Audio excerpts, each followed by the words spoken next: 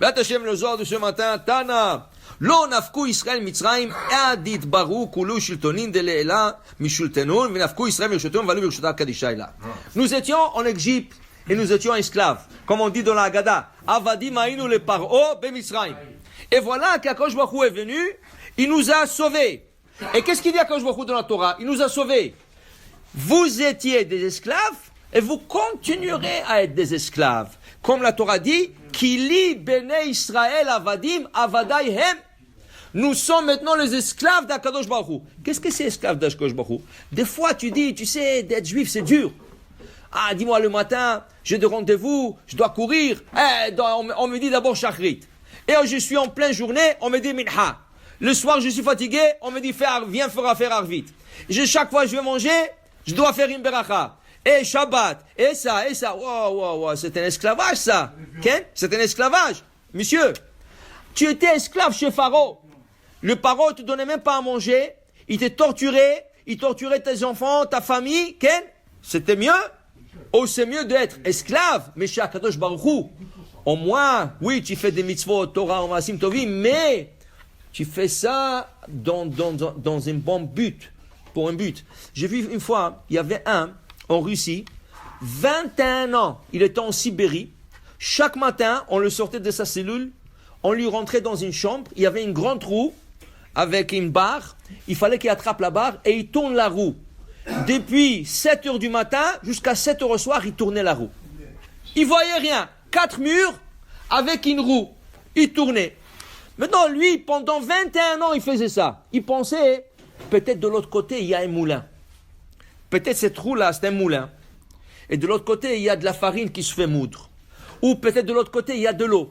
Alors quand il fait comme ça, c'est comme un truc d'eau qui passe l'eau dans un champ. Il ne savait pas, il pensait 20 ans.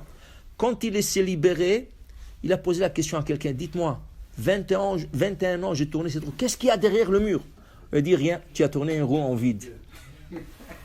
C'était une punition pour toi. Tu comprends? Lui, il pensait il faisait. La même chose. Tu cours et tu penses que tu fais rien. Quand tu fais, c'est tu fais dans la Torah, dans le mitzvot, dans le maasim tovim. Tu étais esclave. Qu'est-ce que tu faisais? Tu faisais des briques. Qu'est-ce que tu fais? Tu construisais pour Paro. Ces briques-là, ils sont en jeu dans le désert. Okay? Il y a des touristes qui vont là-bas. Est-ce qu'on fait quelque chose avec ces briques? On fait rien du tout avec ces briques. Okay? Oui, ça fait partie des 7 piliers du monde. Le brique, comment ils ont construit, les grosses pierres, comment ils les ont montées jusqu'à aujourd'hui, ils ne savent pas. Comment ils ont monté des pierres immenses, 50 pieds, 60 pieds de pierres. Il n'y a pas de ciment entre les pierres.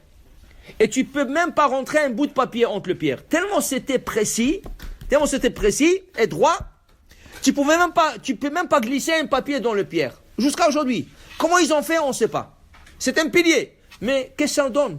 C'est en Égypte, c'est dans le désert, on fait rien du tout avec ça. Tu comprends? Et qui c'est ils ont fait ça comme de tombeaux de Pharaon. Et qu'est-ce qu'on a gagné tout ça? Tu viens le matin, tu mets tes films, tu fais bien à ta neshama, tu comprends? Tu étais esclave, Dis le Rabbi Shimon Bar Yochai tout ce matin. Alors il dit à Akadosh Baruch Hu, je vous ai sorti d'un esclavage mauvais, je vous ai rentré dans un bon esclavage. Okay? Mais une chose, il fallait nous guérir. Amar Rabbi Shimon,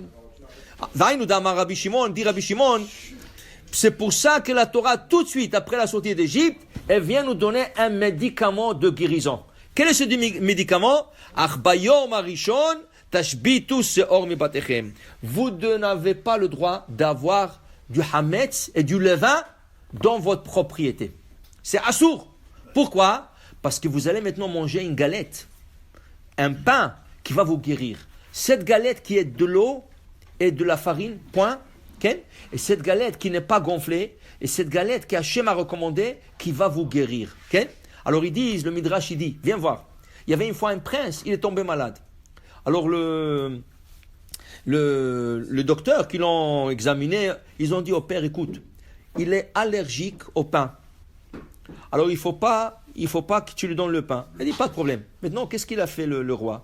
Comme c'est un prince, son fils c'est un prince, il savait que lui va lui dire non, et lui c'était un petit, c'était un jeune, il voudra. Et s'il ne peut pas l'avoir lui, il va donner ordre à un de ses serviteurs. Qu'est-ce qu'il a fait? Il a sorti de tout le palais le pain. Il Il n'y avait pas de pain de tout le palais. Même si un serviteur veut aller le chercher, il ne peut pas. Dis à Kadosh Baruch Hu, je vais vous guérir.